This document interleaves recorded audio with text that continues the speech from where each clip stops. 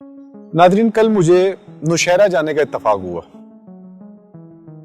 एक काम के सिलसिले में, जहां पर हमें पाकिस्तान में सोशल मीडिया के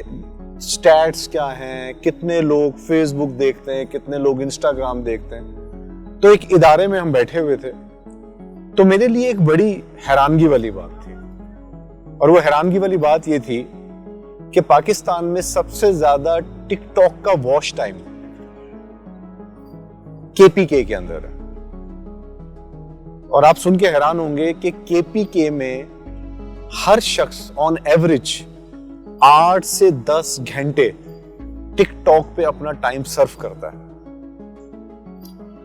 नाज़रीन जी, मैंने जब ये बात सुनी और जहां से मैंने सुनी और जब मैंने वो स्टैट्स देखे, तो मैं हैरान रह गया कि केपीके में रहने वाले अफराद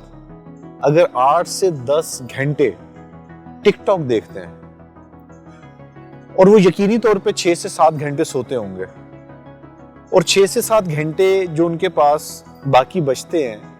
विच इज 5-1 घंटे, उसमें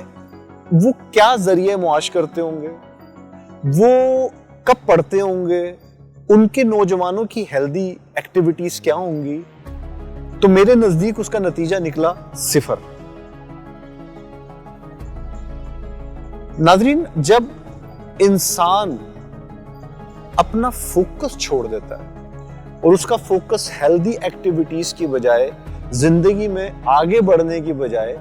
अनहेल्दी एक्टिविटीज में हो जाता है, तो फिर उसको शिकायत करने की ना मुआशरे से, ना सरकार से, ना अपने घर से, और ना उस अपॉर्चुनिटी के जिसको वो हासिल नहीं कर पा रहा, उसको इस बात का हक नहीं पहुंचता कि वो किसी से शिकवा करे, क्योंकि वो अपने दिन का एक बहुत बड़ा हिस्सा एक गैर जरूरी, गैर सेहतमंदाना सरगर्मियों में गुजार रहा है। अब आप तसव्वुर कीजिए कि मेरे मुल्क का एक सूबा अगर 8 से 10 घंटे इस मोबाइल पे, एक ऐसे प्लेटफॉर्म पे जहां पे सवाए तूफान बदतमीजी के कुछ नहीं होता, वो 8 से 10 घंटे अपने दिमाग में उस वॉच टाइम को लेके गुजारता होगा, तो मेरा एक पूरा सूबा ज़हनी एतबार से कितना मफलूज हो चुका है। और इसी तरीके से मेरे मुल्क के बाकी बचे कुचे सूबे,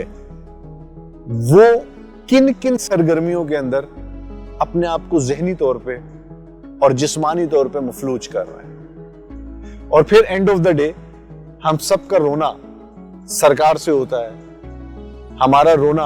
अपने इर्द गिर्द के लोगों के साथ होता है, एजुकेशन पे होता है, लेकिन हमारा रोना इस बात पे नहीं होता कि जो खुदा ने हमें ध्यान की ताकत दी है,